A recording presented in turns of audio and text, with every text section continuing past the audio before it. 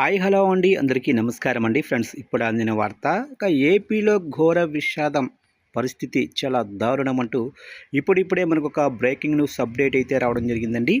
అయితే ఇందుకు సంబంధించిన పూర్తి వివరాలు అయితే మన వీడియోలో తెలుసుకుందామండి. ఎక్కడ ఏం జరిగింది అనేది క్లారిటీగా తెలుసుకుందామండి.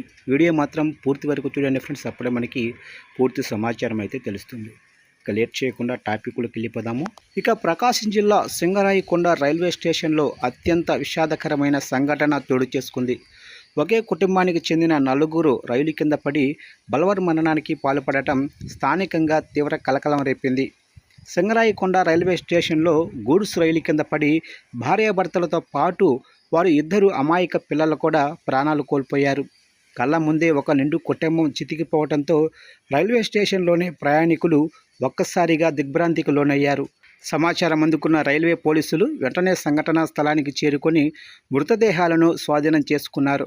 మృతులు ఎవరు, ఎక్కడి నుంచి వచ్చారు అనే వివరాలు ఇంకా తెలియాల్సి ఉంది.